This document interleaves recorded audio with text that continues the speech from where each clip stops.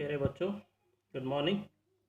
आज हम सम basics of integers मतलब पूर्णांक जो है उसकी कुछ आधारभूत अवधारणाओं को समझेंगे। पहले ये चीज़ें हमारी मदद करेगी अगली प्रश्नावली को करने में।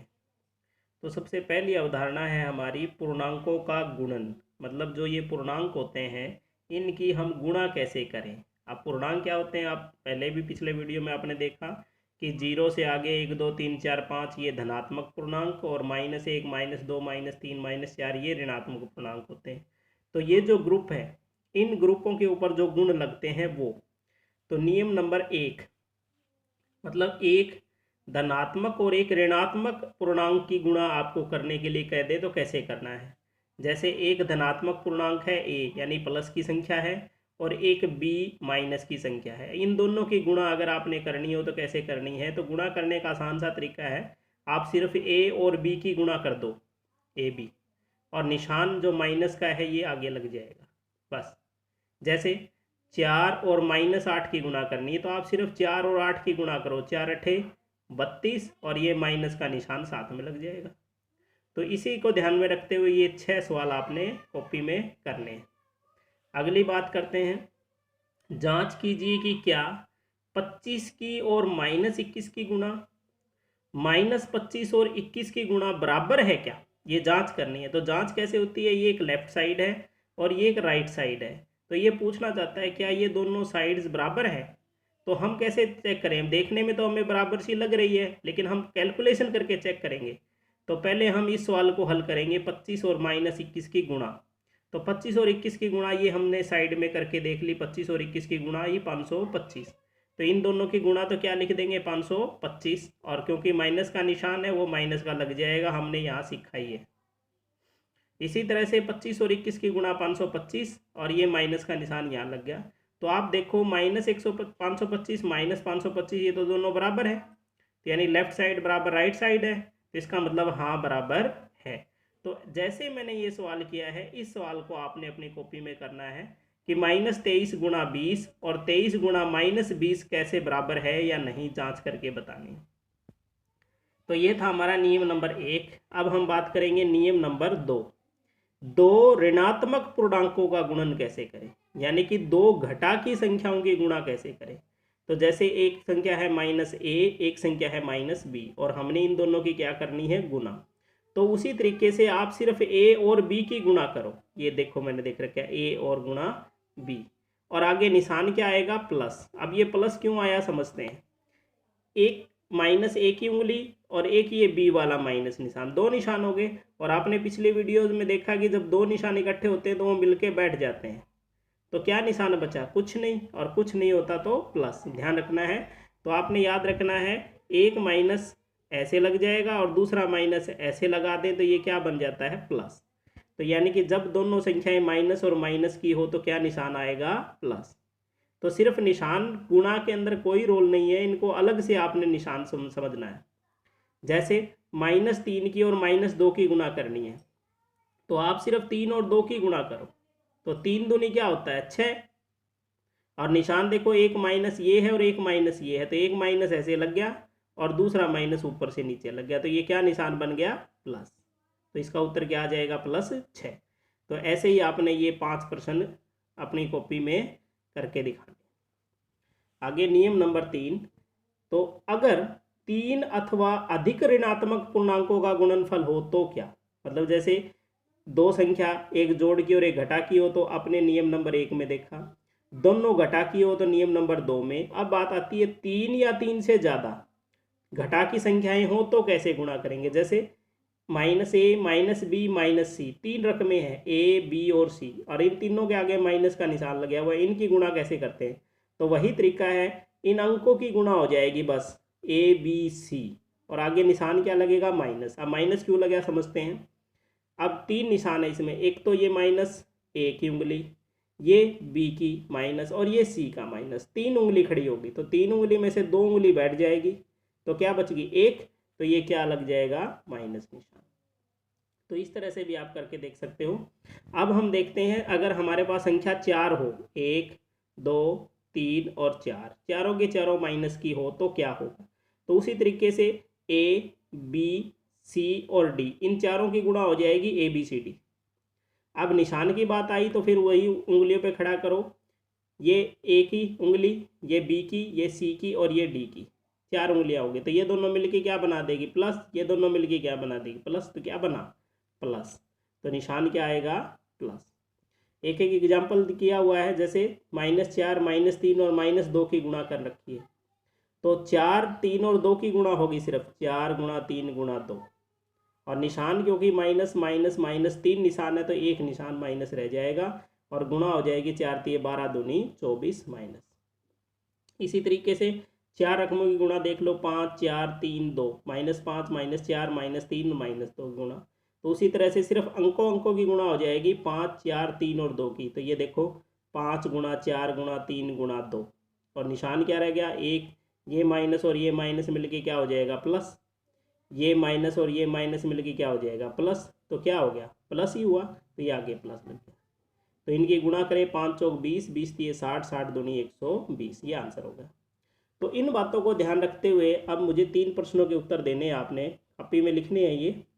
अगर 5 ऋणात्मक संख्या होती, उनके गुणनफल का निशान क्या होगा? जैसे 3 का देख लिया आपने, 4 का देख लिया, 5 का देखना है, यानी कि ये 5 उंगली है, 500 माइनस के निशान है, तो क्या निशान बनना चाहिए? जैसे प्लस प्लस, तो क्या बच गया? ये निशान। क्या है ये निशान? वो आपने बताना है कि 5 ऋणात्मक संख्या हो तो गुणनफल का निशान क्या होगा सिर्फ, तो प्लस होगा या माइनस होगा, ये बताना है। अब आगे कहता है 8 ऋणात्मक पूर्णांक है और 3 धनात्मक पूर्णांक। तो धनात्मक पूर्णांक का तो कोई रोल होता ही नहीं है बेटा, वो तो प्लस होता ही होता है, निशान तो माइनस ने लगवाना है। तो 8 ऋणात्मक संख्याएं हैं, यानी 8 माइनस के निशान है, 1 2 3 4 5 6 7 8, ये 8 निशान है। और आपको पता है 2 निशान मिलके क्या हो जाते हैं? प्लस। एक ऐसे लग जाएगा, एक ऐसे लग जाएगा, ये 2 निशानों के क्या बन जाएंगे? प्लस। ये 2 निशानों के क्या बन जाएंगे? प्लस। ये मिलके क्या हो जाएंगे? प्लस। तो अब आप समझ लो कि इसका उत्तर क्या आना चाहिए। अगला है 5 ऋणात्मक पूर्णांक और 4 धनात्मक पूर्णांकों का गुणनफल। अब धनात्मक से तो कोई फर्क नहीं पड़ता, वो तो प्लस होता ही है, तो निशान तो इन्होंने लगवाना है 5 ऋणात्मक, यानी कि 5 माइनस के निशान है और इनके हिसाब से निशान लगेगा। तो ये आपको पता है ये 2 निशान मिलके क्या हो जाते हैं? प्लस। ये 2 निशान होके क्या हो जाएंगे? प्लस। ये बच गया। तो इसका उत्तर क्या आएगा वो आप सोच लेना, कॉपी में लिख देना। तो इसके आगे बढ़ते हैं। कुछ और गुण, पदार्थों पूर्णांकों के गुणन के गुण, भाई जो इनकी गुणा होती है वो किस हिसाब से होती है? तो आपने पिछले वीडियोस में भी पढ़ा था, सबसे पहला गुण आता है गुणन के अंतर्गत संवृत्त। संवृत्त क्या होता है? 2 पूर्णांकों की गुणा पूर्णांक ही हो, मतलब 2 संख्या हम कोई ले और उनकी गुणा करें, उत्तर वो पूर्णांक ही आए, तो हम बोलेंगे संवृत्त है। जैसे पेज नंबर 16 के ऊपर कुछ रिक्त स्थान भरे हैं, वो रिक्त स्थान आपने साफ कॉपी में करने हैं, उसके अंदर आपको गुणा कर करके देखनी है और बताना है कि क्या ये समृद्ध है या नहीं है। तो पेज नंबर 16 ध्यान से आप कॉपी में करें। गुणा का दूसरा नियम है गुणन की क्रम विनिमेयता। अब क्रम विनिमेयता क्या है? मतलब 2 संख्याएं हैं ए और बी, तो आप ए की बी से गुणा कर लो या बी की ए से गुणा कर लो, वो एक ही बात होती है, और इस एक ही बात को बोलते हैं क्रम विनिमेयता। तो यानी कि 2 संख्याएं हैं, आप चाहे 3 और 4 की गुणा कर ले या 4 की 3 से कर ले, कोई फर्क नहीं होता। तो ये गुणन की जो क्रम विनिमेयता है ये पूर्णांक में भी लगती है। तीसरा है शून्य से गुणन। भाई अगर किसी पूर्णांक को हम शून्य से गुणा करें, 0 से गुणा करें, तो क्या रिजल्ट आएगा? तो इसका अर्थ ये हुआ मतलब कि किसी भी पूर्णांक को 0 से गुणा करने पर उत्तर जो आएगा आपका 0 ही आएगा, ये होता है शून्य से गुणन। भाई किसी भी रकम को, जैसे -3 को आपने 0 से गुणा किया तो 3 0 0, यानी 0 तो एक ऐसी संख्या है जो हर संख्या को 0 बना देती है। जैसे 0 गुना -4 0, तो ये है शून्य से गुणन। तो कोई भी पूर्णांक 0 से गुणा होके 0 ही हो जाता है। अगला नियम है गुणात्मक तत्समक। तत्समक मतलब वैसे का वैसा। तत्समक का मतलब होता है वैसे का वैसा, मतलब कोई चीज़ ना बदले, वैसी की वैसी रहे उसको बोलते हैं तत्समक। अर्थात वह संख्या जो किसी पूर्णांक से गुणा होने के बाद भी संख्या ना बदले उसे बोलते हैं गुणात्मक तत्समक। तो पूर्णांक के अंदर क्या होता है गुणात्मक तत्समक? एक होता है, क्योंकि आप ए को एक से गुणा करोगे तो ए ही आएगा, एक को ए से गुणा करें तो भी ए ही आएगा। यानी कि एक क्या है? गुणात्मक तत्समक है। एक से गुणा करने पर कोई फर्क नहीं पड़ता है। अगला नियम है गुणन साहचर्य गुण। साहचर्य गुण क्या होता है? आपने पिछले वीडियोज में भी पढ़ा था कि तीन या तीन से ज़्यादा पूर्णांकों की जो गुणा होती है करते समय किसी भी क्रम में गुणा की जा सकती है। मान लो तीन संख्याएं हैं आपके पास ए, बी और सी, और आपको कोई कह दे कि इन तीनों की गुणा करो, तो आप इनकी गुणा तीन तरीकों से कर सकते हो। यानी कि पहले ए और बी की गुणा कर ली जाए और फिर बचा हुआ सी से गुणा कर दें, या पहले बी और सी की गुणा कर ली जाए और जो बचा हुआ ए है उसकी बाद में गुणा कर दें, या पहले ए और सी की गुणा कर लें और जो बचा हुआ बी है उसकी बाद में गुणा कर दें। तो ये तीनों के तीनों रिजल्ट आपकी क्या आएंगे? बराबर। और इस नियम को बोलते हैं साहचर्य गुण। यानी कि आप अपनी मर्जी से किसी भी क्रम में गुणा कर सकते हो। अगर यही संख्याएं दो हो तो क्रम विनिमयता, और दो से ज़्यादा हो तो साहचर्य, एक ही बात है दोनों। अब वितरण गुण। वितरण गुण क्या है कि अगर किसी संख्या को दो संख्याओं के योग से गुणा किया गया हो तो वितरित हो जाएगा प्रत्येक संख्या के साथ। जैसे मान लो ये ए कोई संख्या है और हमने ये दो पूर्णांकों के जोड़ के साथ गुणा किया हुआ है, तो ये दोनों के साथ बारी बारी से गुणा हो जाएगा। पहले ए बी के साथ गुणा हो जाएगा, ए गुणा बी, और फिर ए सी के साथ गुणा हो जाएगा, ए गुणा सी, ऐसे। तो पूर्णांकों में हम ऐसे वितरण कर सकते हैं। एक एग्जाम्पल से समझते हैं। 10 ब्रैकेट में 6 प्लस माइनस 2, यानी कि ये दो पूर्णांक है, एक तो 6 पूर्णांक है और एक -2 पूर्णांक है, और बीच में जोड़ इनका योग हुआ है और 10 से गुणा कर रखी है। तो इसको हम कैसे करेंगे? 10 को 6 के साथ गुणा कर दें, ये 10 गुणा 6, और फिर 10 को -2 से साथ गुणा कर दें, 10 - 2। तो ये दोनों के दोनों जो रिजल्ट है वो क्या आएंगे? बराबर। यानी आप सीधी इन दोनों को जोड़ करके फिर गुणा कर दो, या अलग अलग तोड़ के फिर गुणा करके जोड़ दो, एक ही बात है। तो देखो हम रिजल्ट में देखते हैं कैसे। तो 6 प्लस -2, अब ये प्लस और ये माइनस, दो निशान इकट्ठे हो गए तो क्या बनेगा? माइनस, आपको पता ही है। तो ये हो गया 6 - 2, और ये 10 इसके साथ गुणा में है ही। अब 6 में से 2 गया 4, तो यानी 10 गुणा 4, और 10 चौक क्या होता है? 40।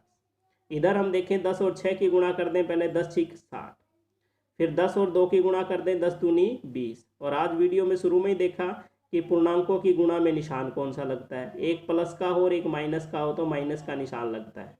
तो ये हो गया 60 - 20। तो इन दोनों का हिसाब करना है तो ये मैदान बना लिया, ये प्लस का मैदान, ये माइनस का मैदान। प्लस के मैदान में कितने खड़े होंगे? 60। तो 10 20 30 40 50 60, और माइनस में एक 20 खड़ा होगा तो 10 और 10 20। तो अब हम मैथ शुरू करवाते हैं। 10 से 10 कट जाएगा और इस 10 से ये 10 कट जाएगा।